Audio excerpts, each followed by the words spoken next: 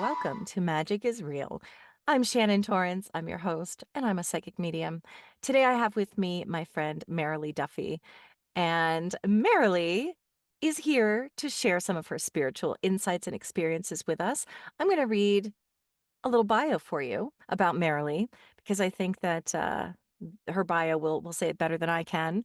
So Merrily Duffy is an energy healer. She's an intuitive psychic, planetary magician, Hermetic Qabalist, and host of the Casual Temple podcast, which I was on last night. Thank you so much for that, Merrily. Mhm. In her life, Merrily has had strange mystical events which gave her a fascination with the unseen world. As the host of the Casual Temple podcast, she explores our connection to the world of spirit and how that empowers us to know our true selves. So there's a real partnership here because we're both doing the same thing. I'm having trouble with Yes. words today. I'm sorry. Well, Merrily, thank you so much for being here as my guest. I'm very, very happy to have you here. Oh, well, thank you, Shannon. Well, even, you may perceive that you're having trouble with words. You sound amazing as always. So Thank you. it's all Thank you. good. A lot of these like astrologers or tarot readers, they're always like, Mm. I can't speak. It must be Mercury in Oh, retrograde. right. And I'm always like, or you're just having a moment. A But moment. Yeah. but Mercury is in retrograde, so let's just use that as the scapegoat. Yeah. So Merrily, tell me about you. First of all, I'd love Mhm. to start with talking about the work that you do, Mm. because I'm really curious about what you mean when you say planetary magician, and I'd love to hear Mhm. more about what Hermetic Hermetic Kabbalism. How do you say it? Sure. Kabbalism. Yeah. Please share about that. Okay. I'll start with the word Kabbalah Yes, because, please. as you may or may not know, it's a Jewish word, and uh, the vowels are very creative, so you can kind of say I've heard it pronounced so many ways. I just say Kabbalist if I'm Oh, referring that to that that way. works better, I think. Yeah, it works for the way my mouth is shaped. So, Yes. um, as far as a planetary magician, that is something that I've been practicing for about 2 years now, which is, and we'll kind of probably get into it as we talk about Yeah. sort of the progression of sort of my path, but it is something that I was like not wanting to go down, like planetary magic. I was like, I don't even understand planets, what? Like, doesn't Yeah. make any sense. I literally have an altar to every day of the week in my room that we're in here, representing the seven major planets. I do rituals, a daily ritual with the planets to kind of sync to that energy. And when I do sort of more, I call them like targeted rituals, which generally means like making sigils and sort of imbibing the energies of what I'm trying to accomplish in the sigil, using the different planetary gods or goddesses and the representations of those. One would be an example would be we talked about Mercury, so Mercury and Hermes and Tout, so things about around communication and magic. If that's something I want to strengthen, and I would create a sigil around that.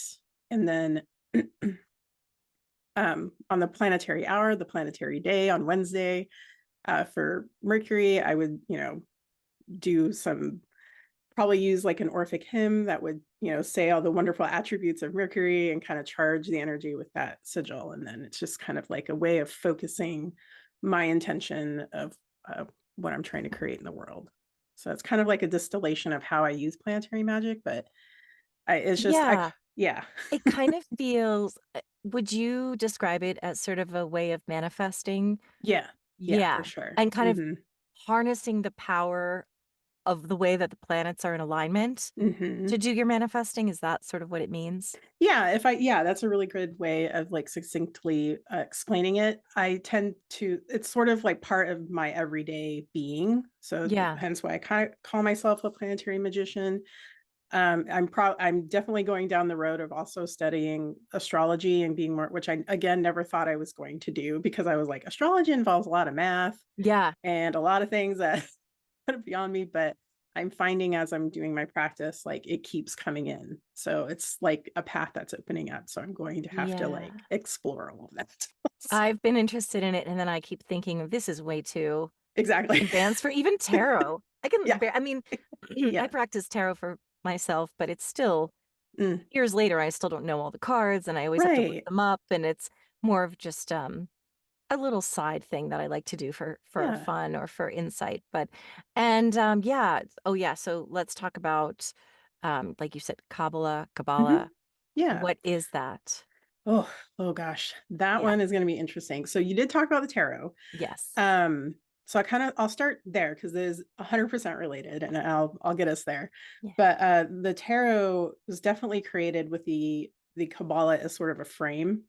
Um, and the Kabbalah, you may have heard of like the tree of life, and the tree of life appears in many different spiritual modalities, but specifically in Jewish mysticism, in the Kabbalah, the tree of life is made up of 10 nodes, uh, which again, kind of planetary, right? There's sort of planets are associated to those nodes, but we won't go down that road yet.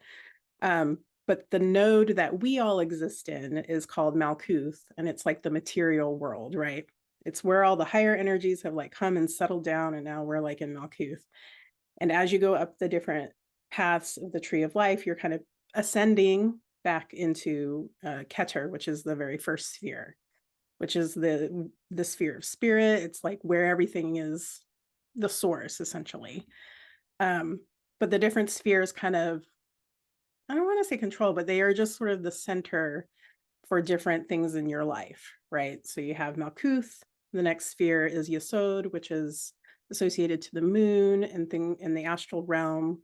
And as you kind of proceed up the different nodes, you learn more about like what that sphere is about and sort of how that energy plays in your reality, plays in yourself as a being.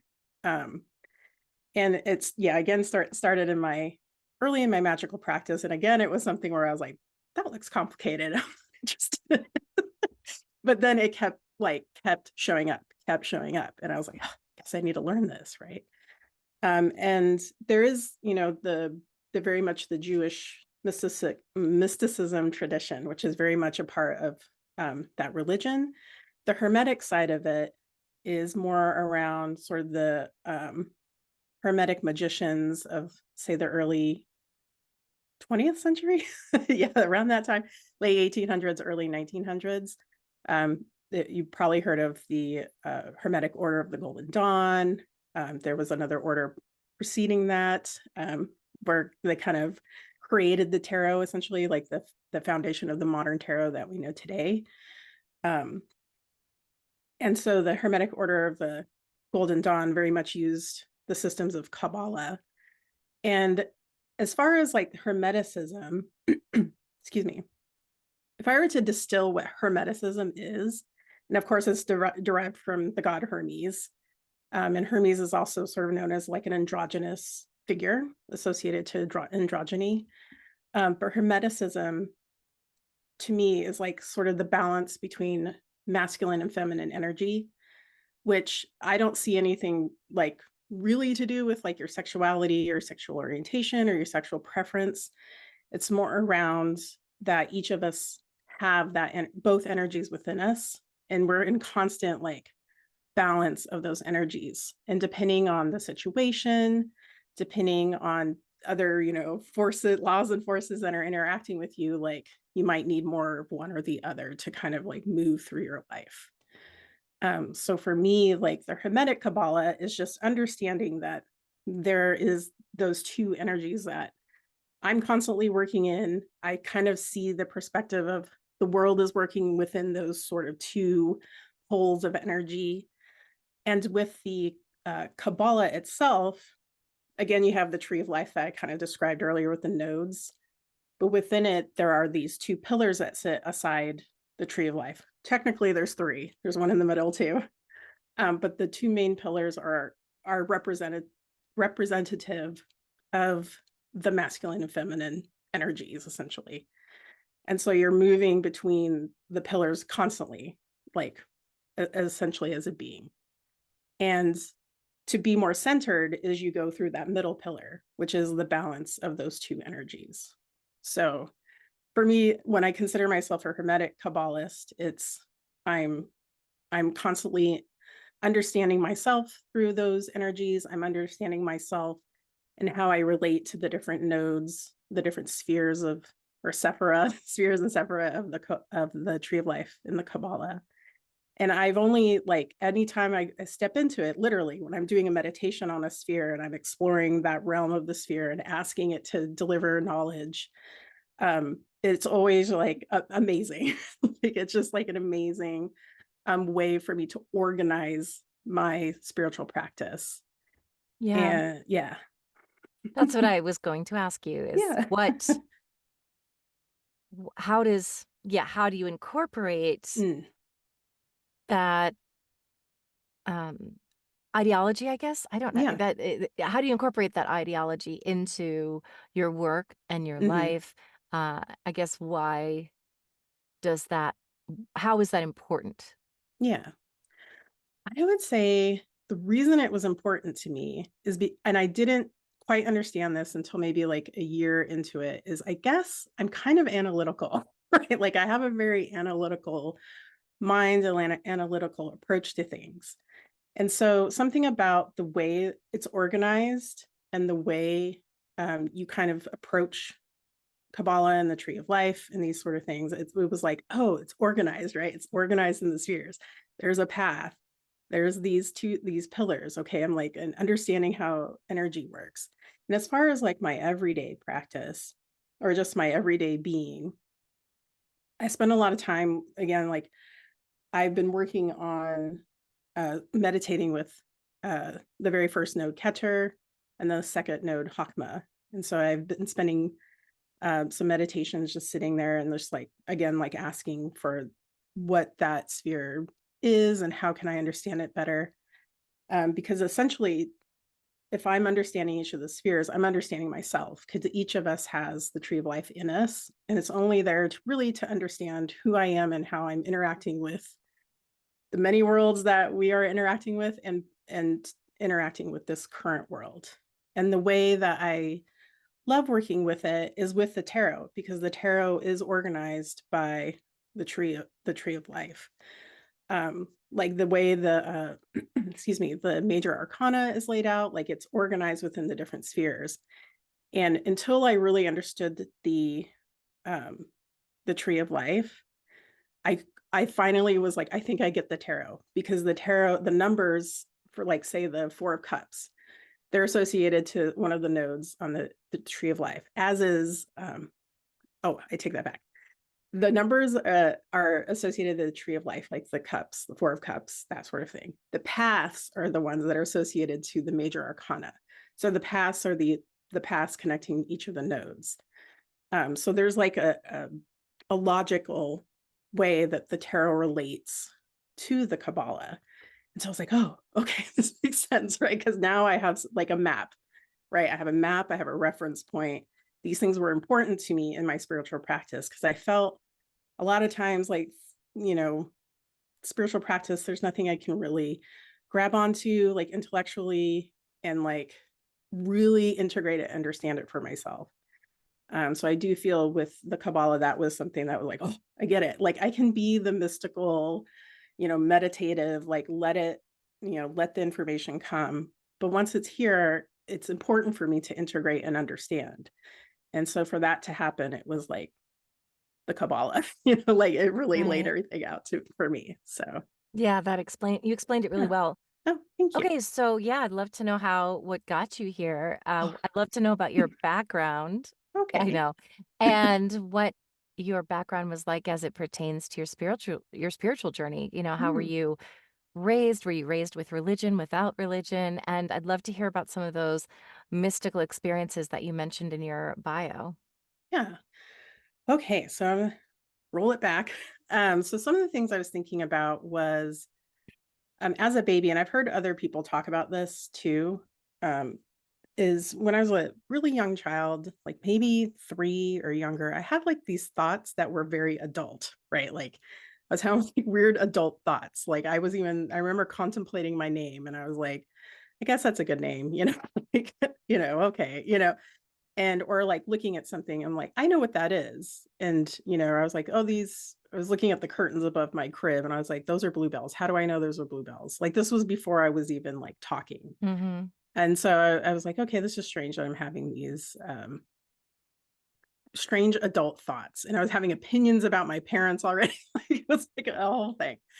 But around 5 years old was kind of the main thing that occurred, which was my mom was in the hospital giving birth to my brother, my little brother, and she was having a really like a hard time, like so much so that like my dad had to sit us down and say, like, look, your mom, I don't think she's gonna make it. I don't think your brother's gonna make it. And he got up and literally there was like a priest, he like came around the corner and he's talking to the priest and they're both going into the room with my mom. And I remember standing there and my holding my sister's hand, and she's like 2 years younger than me, so she's 3 at the time. I'm holding her hand and I'm like asking, and I know you know what this is. Like I kind of stay still and I ask, spirit, but I didn't know that's what I was doing. I was like, okay, Right. is my mom gonna die? No. Is my brother gonna die? No. And I was like, okay. And that's it. And then I was fine. And we just like sat on the chair and I told my sister, it's going to be fine. And then even though there were like people running, it was bad. Right. But yeah, that's exactly what happened. My mom survived, my brother survived. And so, but the outside world, anybody else, if, you told an adult that, they would be like, I don't know, man. Like, Right. I think it's looking dire. Yeah. It was like I mean, to me, this feels like you are one of those kids that remembered who you were from not exactly what was going on, but you Right. had sort of a memory of your true nature and your true self. And so you were able to revert back to Mhm. the, you're like, there's somebody there that I have to ask this question of, and Right. they'll answer whether Yeah. you could really figure out what that meant or not. It was like this knowing of, well, I'll just ask them. Mhm. And I Yeah. didn't know who I was asking, but Yeah. I knew, you explained it very Yes. well. So there was that event, and then the next event I'll describe, well, it's a series of events, but it's basically the thing that I was like, no more, no Right. more of this. Um, but I was, remembering that I had imaginary friends, but I couldn't see them. I could only hear them. And it was kind of like in my head, right? It wasn't like Hmm. I heard voices. It was just like I kind of heard it in my head. And they were really like they were kind of bad. We could do like really like kind of things that would really make me laugh, but they were not great. Like we would play tricks on my mom, tricks on other kids that would visit the house. Like it wasn't great. But finally, these things, they started playing tricks on me, right? And so the final straw, one of the things that they did was I was deathly afraid of crickets and bugs. Like I did not like them. And my dad was a fisherman, or for his hobby, he would go fishing. And he had like a cup of crickets, and this was in Louisiana, right? So he goes to the bait store, has a cup of crickets, and then like I remember staring at those crickets and like, oh my gosh, well, what if that cup fell over? And the cup, boop, it fell over when I was Oh, staring at no. it, and the crickets went and I'm like, I wanted to scream, but I knew I would get in real big trouble, right? Because they would think I knocked the cricket cup over. Right. But I went to my mom. I was like, Mom, the cricket cup. Anyway, so she like helped clean up the crickets. I was like, what the hell? Like, why did they do that? Um, but then the next thing was I was standing in the house. We lived on an Air Force base in Louisiana, and the house we were in was this bedrooms were on the second floor. And I remember I think I was in the bathroom as 5 year old, maybe no, it was pre-5. I was probably like 4. And then I heard, one of a voice coming out of my bedroom, and they were like, "Hey, hey, Merrily, come in here."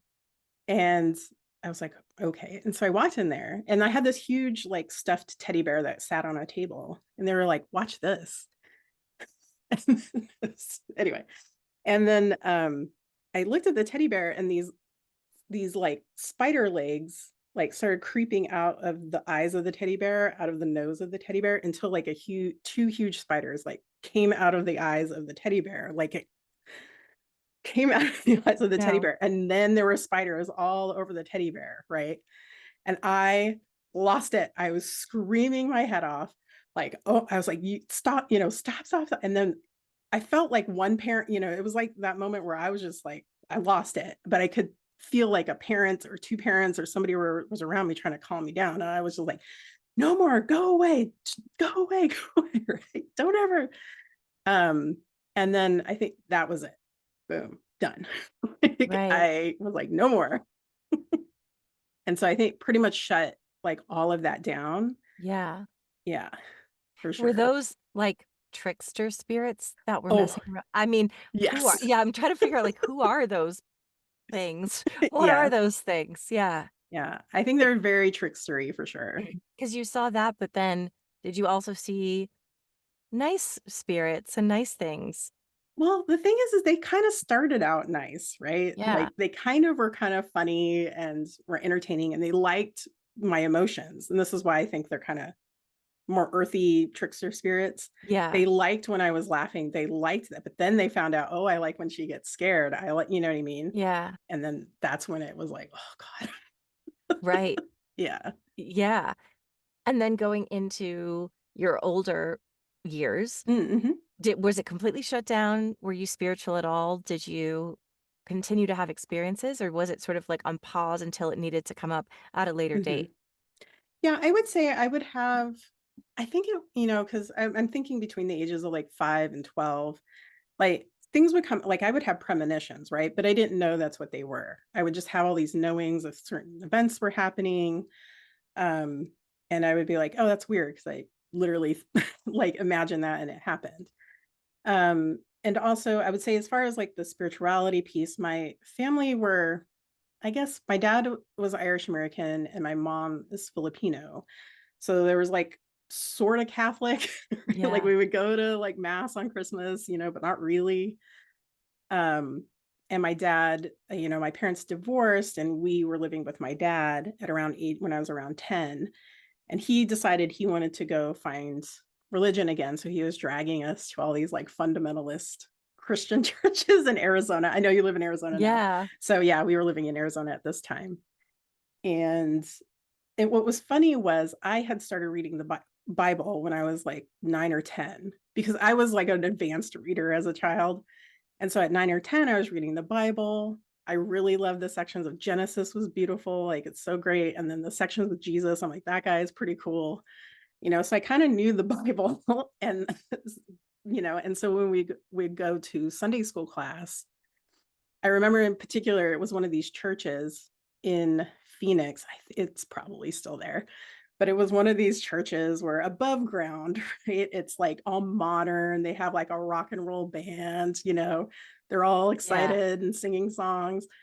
But underneath, where the Sunday schools are, I remember like this one session, the Sunday school teacher, he was like, yeah, if you don't, or it was something like, if you don't renounce Satan, Satan is going to torture you, not only you, but Satan is going to torture your family, like flay the flesh from their bones. And I didn't even really understand what that meant, right? He's like all these Wow. gruesome It's pretty things. intense. Yeah. And I was like, what? And then I was like, and I remember thinking, like, Jesus does not approve of that. I was like, I think you didn't read what Jesus was talking about. And so I was like, this guy is no. And I was like, Dad, we're not going to the Sunday school. Like, I am not going anymore. This is crazy. Because I was like, I was in my own Sunday school class, right? My brother and sister were in their own grades or whatever. Like, I don't even know what the heck they were telling those kids. Um, so yeah, so I had this kind of like I I had exposure to religion, which now I'm actually kind of grateful for in a way, right? There is something about believing in something or, beyond you. And the idea of the community is interesting, but yeah, even as a kid, I was like, they don't know what they're talking about, so I'm not Right. interested. Yeah. Yeah. So that was kind of like sort of that middle age. And then as a teenager, I loved paranormal. This is the thing I think it wraps back to what it was. Like I was oddly fascinated with like psychic abilities, paranormal, UFOs. I read all the books. My dad was into that stuff. So I read all those books probably about age 12. And I read Communion on another podcast. I mentioned this. I read Communion at like age 10, which is Wow, that's the pretty worst yeah. thing. So Yeah. I did not sleep for 2 years because, oh my God. What were you concerned what was it that was keeping you up about that book? There's probably, probably people I know a lot of letters, went to the streamers about people going, "Oh my gosh, I had experiences." It could have been that, Yeah. but I was just terrified, and I did have, like, I know I talked about sort of shutting down stuff, at a younger age, but I was terrified of things under my bed, like, literally terrified of it, even beyond probably a little older than I should have been. Um, and so I think there was something about, like, sensing other beings in your Mhm. space that was, like, freaking me out, but I didn't consciously know that that's what was terrifying me. But yeah. Yeah. And so Yeah. actually, I wanna cut back to Sure. what kind of work do you do with clients? Oh, yeah. So what I've been doing with clients and yeah, that is something with my magical practice. I'll kind of Yeah. like link those two. Um, when I started doing my magical practice, I was getting a lot of like psychic information. And I would ask like my fellow magicians, like, hey, are you experiencing this type? And a lot of them are like, no, not really. I mean, I would kind of feel things. And I'm like, yeah, but I'm seeing like very strong symbols. I'm sensing beings in my space. Like, you're not feeling this?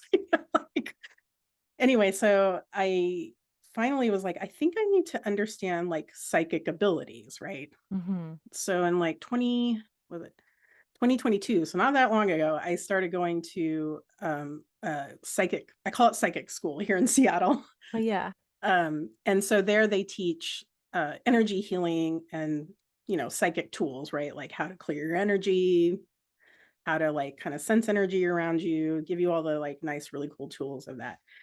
And I took their like year-long clairvoyant awareness program.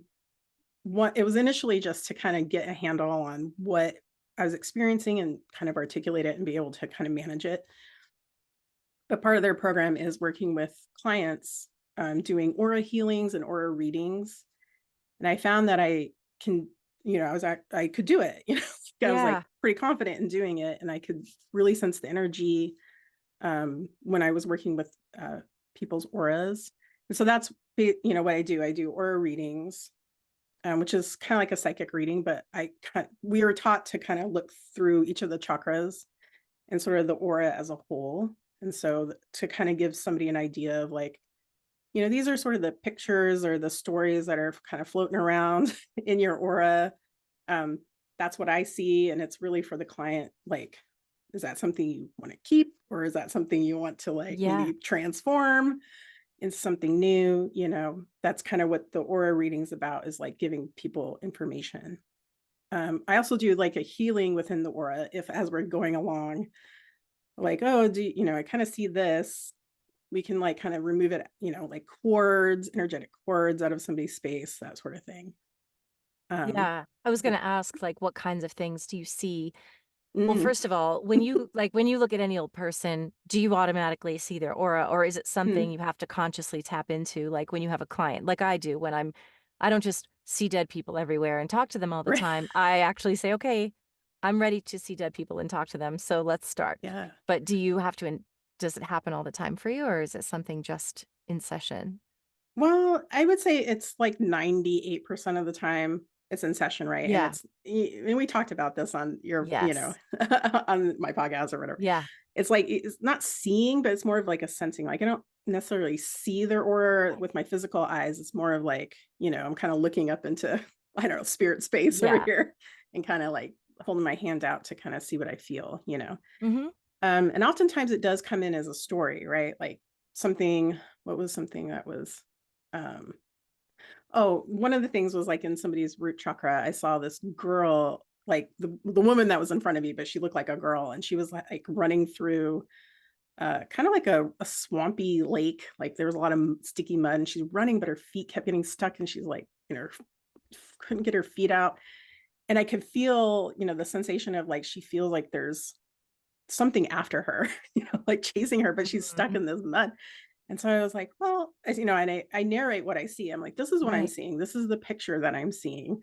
And it's in your root chakra. So this is just telling me that you have a lot of you don't feel safe in the world. Like there's something here about your core Maslow's hierarchy of needs, like your core needs you don't feel like they're being met because of this picture that I'm seeing is how I interpreted it. And then so that's kind of like a image that I would see is kind of like a story. And then how would you go about clearing that?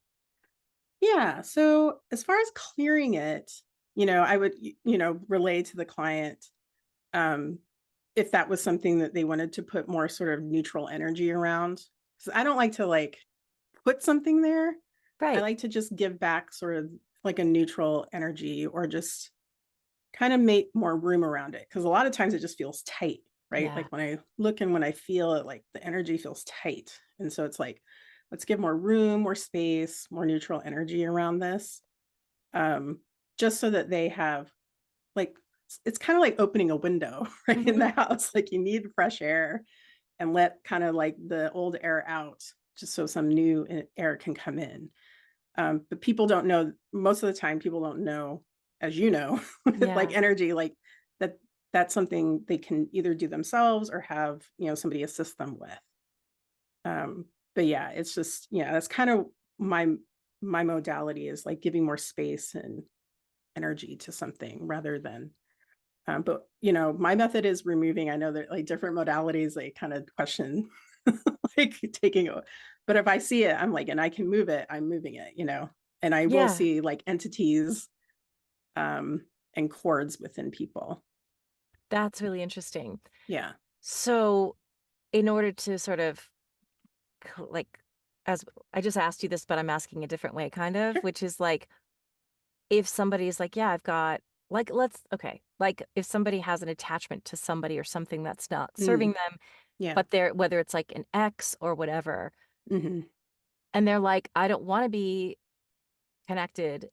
Is that something that you feel equipped to do, or will you be like, okay, this is kind of something you have to meditate on, or are there actually like methods of cutting Mm, cords from where you sit, or is it walking them through a meditation? hmm. Exactly does that look like? Yeah, I would say, the way I've kind of managed it is, I kind of layer or narrate as I go. And if I see it, like say, oh, I want to get rid of this attachment. And I'm like, okay, let's see if there is one, right? Is there an attachment like that I can see at least? Yeah. And then if I can kind of see or feel it, I'm like, okay, let's take this out of your space, and and once it's gone, we fill it with neutral space again. So it is something, and then obviously like, kind of giving them tools to sort of manage their energy and this sort of removal of this Hmm. attachment going forward. And a lot of times, it's hard, we're doing this kind of like, the observer would say, oh, it's kind of imaginary play in a lot of ways, right? Like it's kind of like psychological and imaginary. And and I see that the benefit of that as well. It is like, okay, we did this kind of ceremony, we did this ritual, magical terms of removing this. And we gave new energy to it. Now, I, as the client or the whoever's receiving the healing, okay, that has been done. Now can I move forward, right? Um, but that is, sometimes, it is all really up to the client how they move forward, and it may be a conscious thing or decision, maybe a subconscious decision. Um, but yeah, I'm definitely there. If I see something, it will be removed and neutral energy applied. Yeah. When you Yeah. and I were talking yesterday, you said you were more of a psychic, and I said I'm more of a medium where I get information from loved ones on the other side.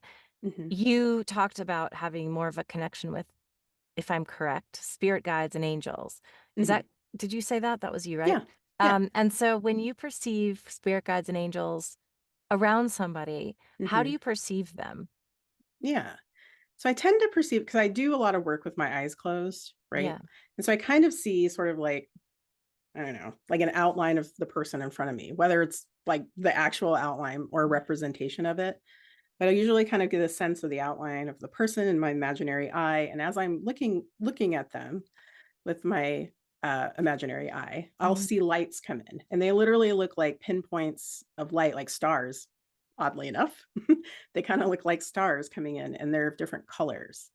And a lot of times, because of the method that I've learned of looking at the different chakras, they kind of come in at different chakras. And because they're coming in at different chakras, I get the sense that they mean something.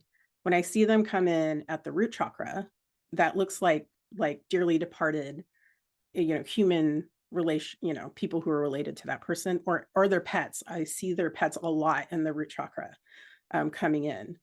And they'll show themselves like pets, especially, they're so cute. They'll show themselves right by the person's feet. Like that's Mm, how I see them. I'm like, oh, do you have it? And then I'll like get a picture of either a cat or a dog. Oh, did you have a cat or a dog that pat? Because I'm yeah. seeing this light around your feet, right? When I look at you. Um, and then as I go up, I generally see a lot of um spirits come in when I look at the throat chakra, which is strange, but not strange because of the messages they give me is how to connect um with them, like as the client. So I'll get messages around, yeah, they need to like uh they either need to like do automatic writing. And one time, I saw one of the guides like pointing at their ear, like they need to they've heard us before. And I said, I got this message that they've talked to you before and you would know what that means or whatever. And she was like, yes. And I was like, okay, they've been trying to communicate with you clairaudiently. And so that might be something to think about of like how to clear your space so that you can like listen to them more because they are like trying to communicate through your hearing. And a lot of times it's usually about that. I don't get like, you know, specifics about like your grandmother that passed or anything. Yeah. Mostly the guides are there, at least at this point in time, they're there to like tell me the modalities so the client can connect with them. And that's what I think is the best thing personally. As like somebody who works with my own guides, it's like you really want that one-on-one communication Yeah. um with them yourself. And so that's what they're always trying to show me. Yeah. Yeah. I want to talk about spirit guides too, because Yeah. everyone has spirit guides. Hmm. We don't all have the same number of them. I Right. personally don't know how to determine how many there are, or Yeah. a lot of times their names aren't really important, but I've asked for names and I've gotten a couple. So now I call them these names and I always feel silly because I'm like, I don't know, but that's the name that dropped in when I asked. And Yeah. so I always say, I know you probably don't care, but I'm just going to say them anyway. And I've been really developing a strong relationship with my spirit guides where it's almost sounds crazy. Like it sounds crazy, but I will, while I'm out driving, because I have a delivery job, I always talk to them and I say, all right, this is what I would like you to intervene and help with because spirit guides will not intervene unless you ask them. That's Right. my understanding, right? Hmm. So I always say, hey, I'm giving you full permission to intervene in these matters, right? And Hmm. I'm willing to do the work. You just lead me to the, like, you lead me down the path and I'll take it. But just, I need some, like, where do I need to live? What do I need to do? How do I bring in Hmm. more abundance? Um, and so it's interesting because I keep saying, I say, I love you, thank you, and all the things. And then I say, can you now show me a sign that you've received this message? And I swear to you, I think I told you this yesterday, but I'll Hmm. tell it for the audience Yeah. that I keep looking up at the sky at that moment and there's a little rainbow, not a big rainbow. It's like these little patches of rainbows Hmm. that look like they're just little smudges of little tiny rainbows in between clouds. And it's like 85% of the time, that's what I see. And I'm like, every time. So then yesterday I said, if you don't want to do rainbows, just show me another sign that you received my messages and my affirmations. Mm. And I stopped and I delivered a package. And as I'm crossing the street, I look. And first of all, it's 4:44 on the clock. And the house across from the one I was delivering at is 111. And I'm like, What? that is, and I'm like, guys, I said, you guys are crazy. And I Yeah. understand that if you acknowledge them, they'll give you more of that. If you say, thank you, I see you. Uh, Mm. but I'd love to hear from you. What are spirit guides Mhm. from what you understand? We all, like, what are they? How do they choose us? How Mhm. many do people get? What's the difference between them and angels? Like, what do they do? What's their nature? And how do you interact with them? Anything you want to Right. share. Whew. Oh my Yeah, gosh. all of it. Yeah, this is a great question. Trying to break it down. Okay, so how I understand it, um, because I'm understanding, you know, that I am an interdimensional, interplanetary being, right? Through my meditations, through my magical practice, through working with other people. Like, I do think that these spirit guides, they come from all of those dimensions, or they can come from any of those dimensions.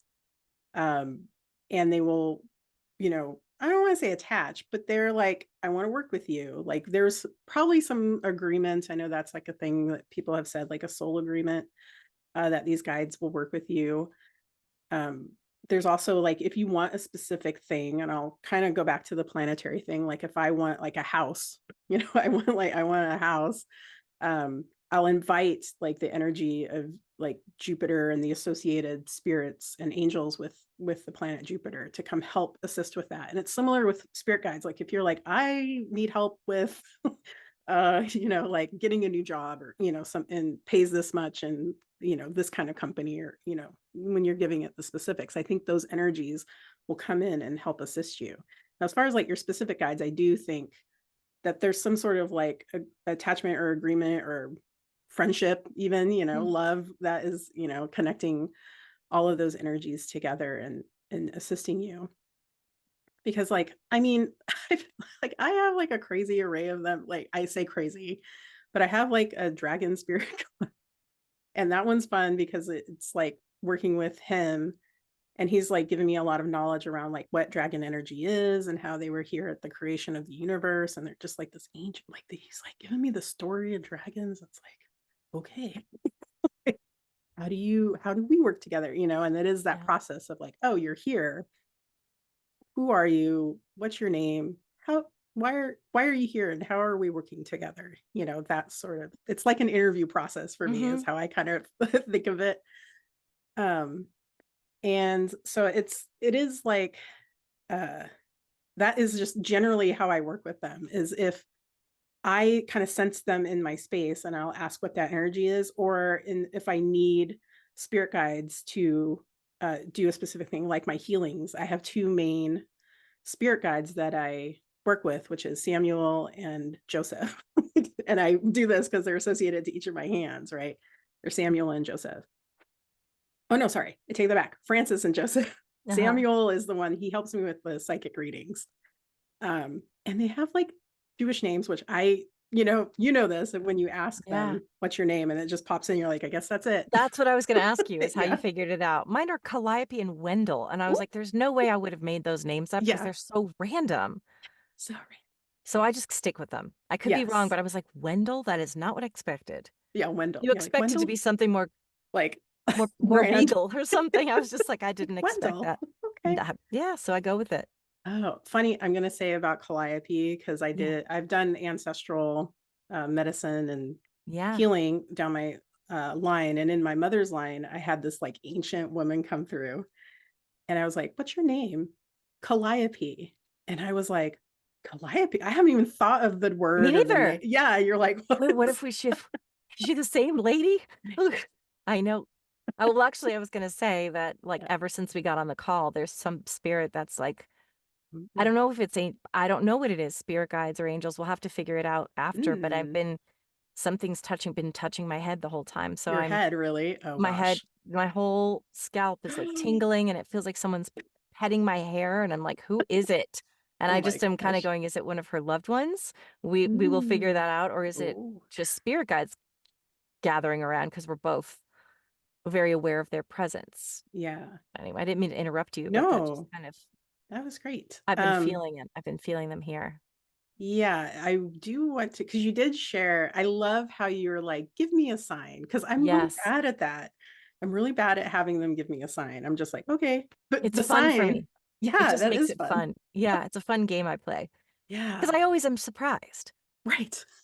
Keep going, "It's not gonna," I mean, they're not it's not gonna, and then it's right there. I'm like, "How is that real?" That's it's so cool. Yeah, and then so I think, and I'll just share the one time I actually asked for a Yeah, sign, and I'll share because you talked about the top of your head, yeah, and I was like, "Oh man, is it the same thing?" mm, But, so I work with the Archangel Metatron quite a bit, and Archangel Metatron is sort of kind of, he's like the big guy, right? He's right yeah, next to like the God energy and sort of that structure.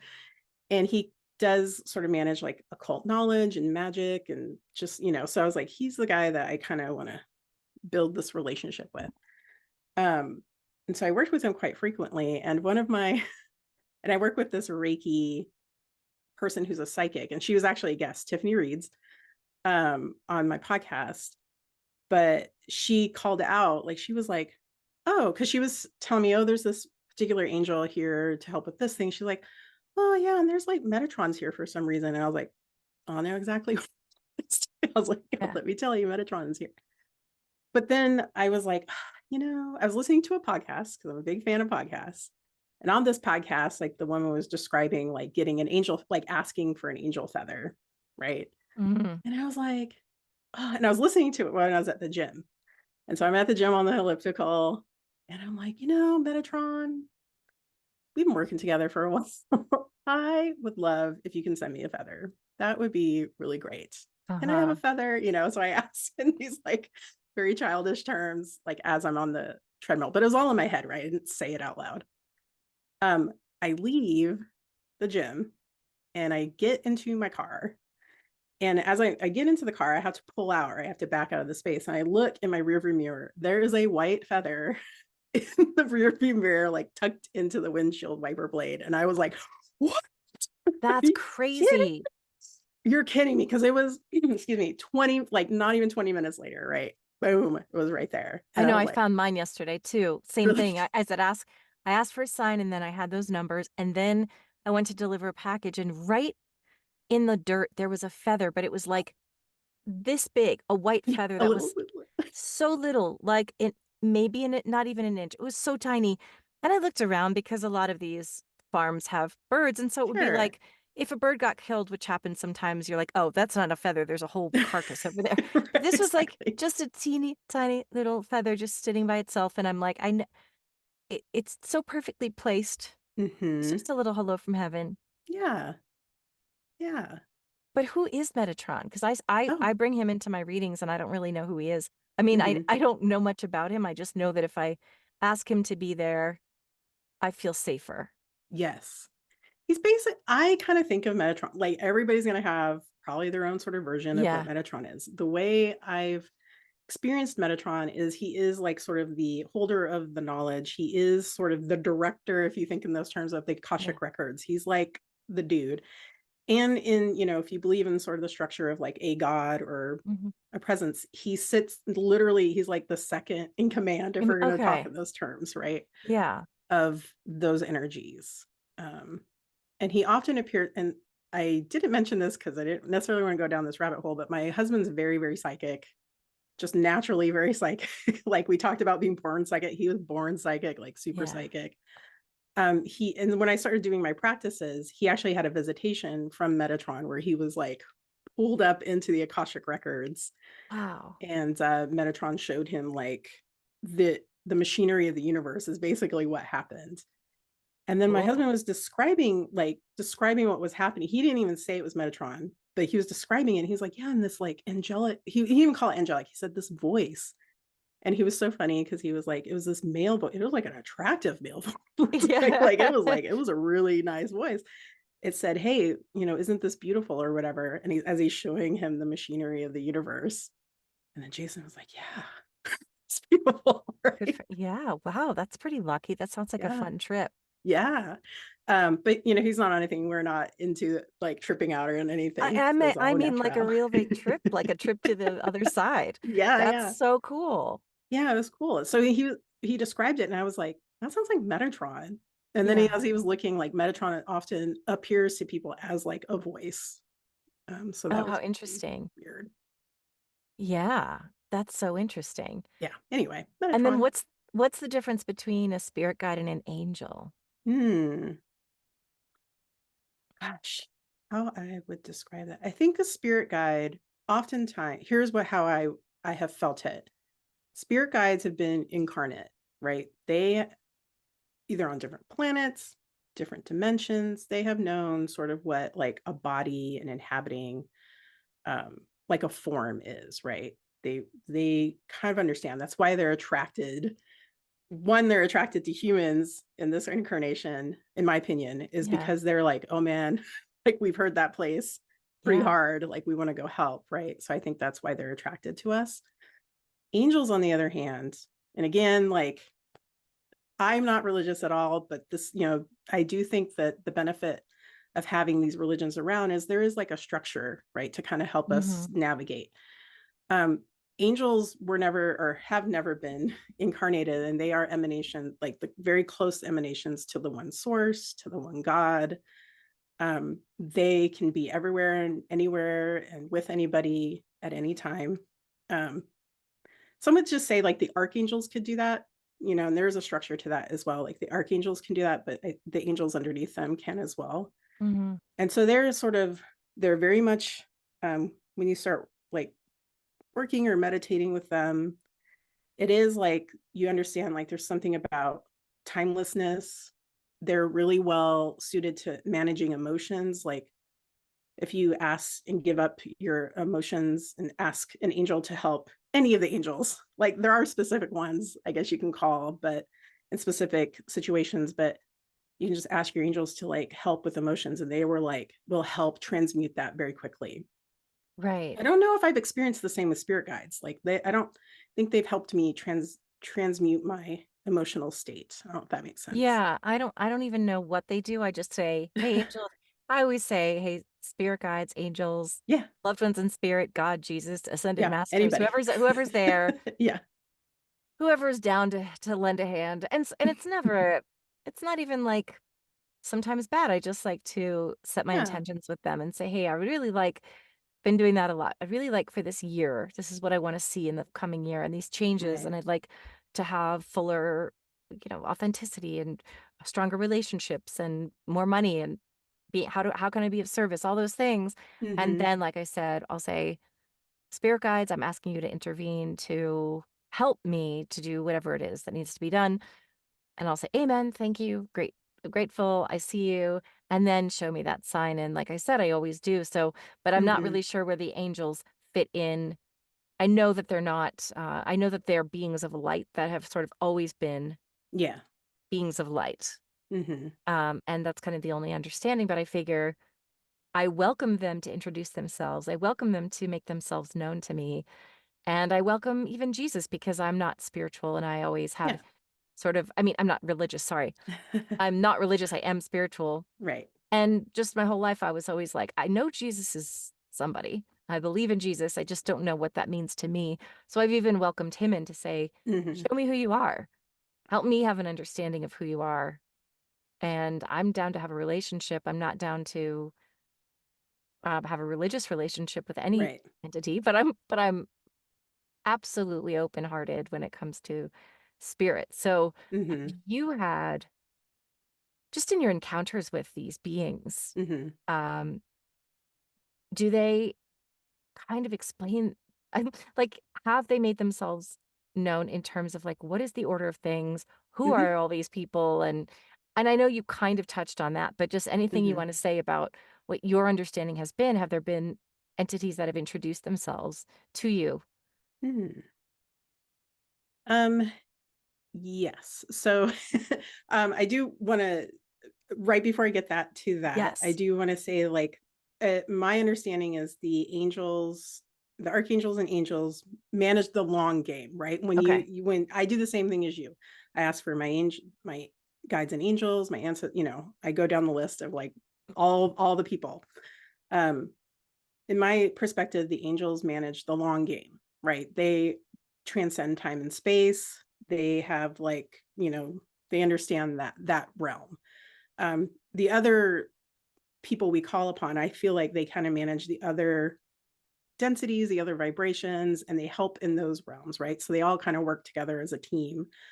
Um, and I do think like the spirit guides, like I said, I think they're very connected to us as incarnate humans. So they are like, okay, they want to, we've got to make sure that they're healthy, that they, have whatever they need to accomplish the thing they have asked us for, right? So they can take care of those type of needs. The angels, they don't really understand that.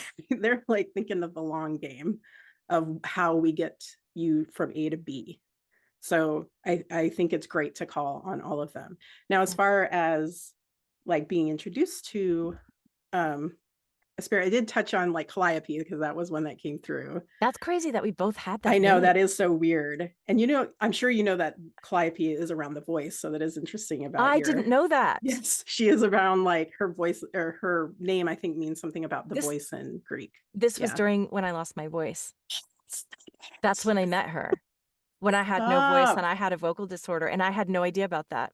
Oh So my now I God. know I just got okay, so now I know that was her. Oh, She I'm 100%. sure about. In fact, I even had a little squirrel Yeah. in LA when I lived there, that would come to my door and sit in my lap, and I named her Calliope Oh, after her. So, yeah. I love that. Keep going. I'm sorry. That was so oh no, no, fascinating, though. no. That's great. I'll just say the first I talked about working with Metatron quite a bit. I don't know if like I've had like a spirit guide come and like introduce themselves. Yeah. It's usually like I kind of sense them and we get to talking kind of, Mhm. or I work with like a psychic and then they're like, I see this type of guide around you. And I'm like, okay. And then I'll sit in meditation. And I'm like, are you there? Like, Yeah. and then sort of open up the lines of communication. But the first angel, oddly enough, was so you have Metatron, right? I just explained Metatron. He has a twin brother called Sandalphon, Oh, and yes. Sandalphon, I'm sure you've heard of that Yes. archangel. He's the ruler of Malkuth, of the material world, of Okay. Earth, right? Like that's kind of his realm. And he's the first angel I started, like when I started doing my magic practice, started meditating, he came through and I was like, "Oh, okay." Like, and he's like, I feel like if any archangel, I'm kind of a huge Sandalphon fan. If any archangel, Sandalphon's the dude, right? Because he is the one that understands our density, what's going on. There's sort of like the biblical thing around Metatron and Sandalphon were associated to Enoch and Elijah, like these figures in the Bible, and they both knew what it was like to be human. So they're the Mm. only angels and they're Oh, archangels that know what it was like to be human, right? Um, but Sandalphon, he has, and I I've experienced this. I've talked to other people who've sort of experienced Sandalphon's energy. He's like really funny. He has like a really funny energy. Um, he has a great sense of humor. He loves music. I'm like a huge music fan. And so I was like, no wonder you're the first one to reach out to me. yeah. He told me his favorite, and this is so funny because I love Brit pop music. And so Uh-huh. he told me his favorite song is Bittersweet Symphony by the Verb. And so That's funny. yes, so anytime I hear that song, because he's like, this describes sort of like what's going on in this realm. And I was like, you're right. It Well, does that's so describe. interesting. I have to look up the lyrics now. Yeah, it is great.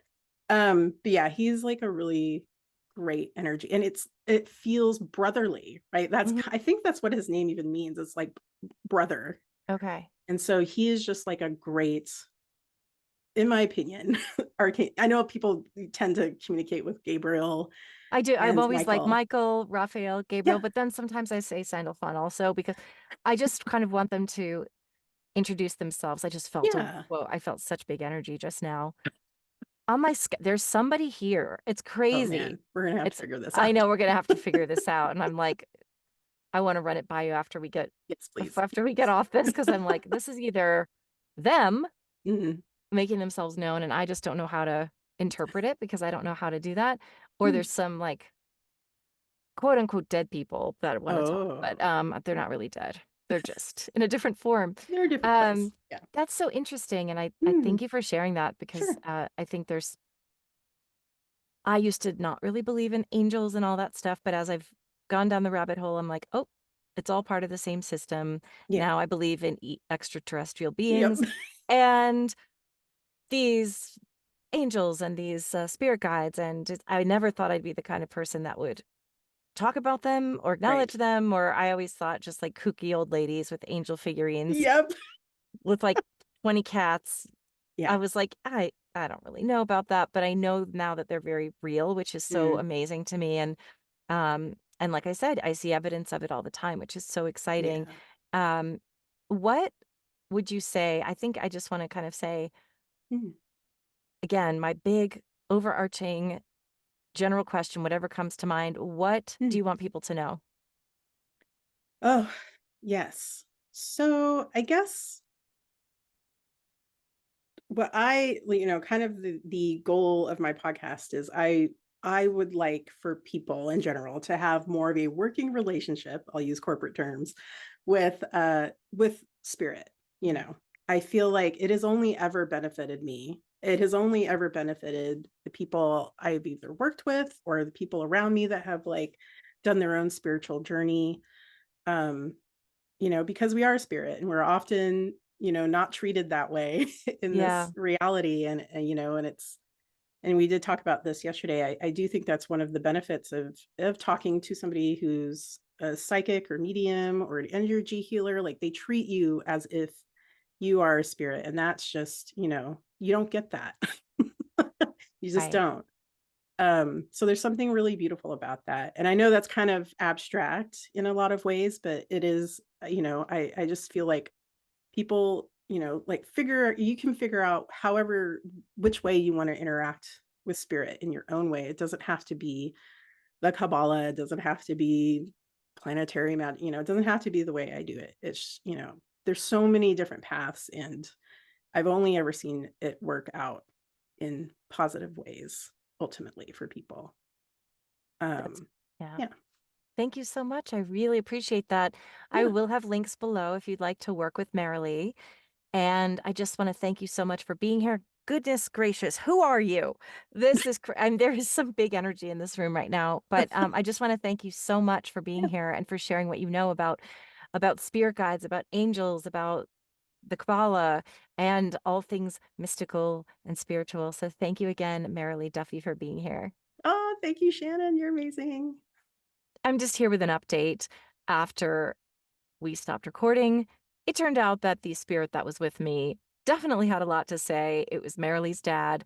The reading is personal, so I'm not going to share it, but I did want to fill you all in since I did keep talking about it during the interview. I was feeling the strongest spirit I have felt in a while. And this spirit was touching my head, touching my hair, touching my back as we were interviewing. It turns out that Marilee's dad, uh, in life and in the spirit world, had a little issue with boundaries. So he definitely wanted to get through, and he did. So now the mystery has been solved. Thank you so much. If you enjoyed this episode, would you do me a favor and leave a comment below? Anything is great. It helps the algorithm. It helps YouTube know that you're listening, that you're engaging. If you haven't subscribed and you want to, I'd love it if you would. You can, if you like the video, if you comment, if you share, if you subscribe, all of those things help to support the podcast for free. Thank you so much for your time, for your energy. Lots of love.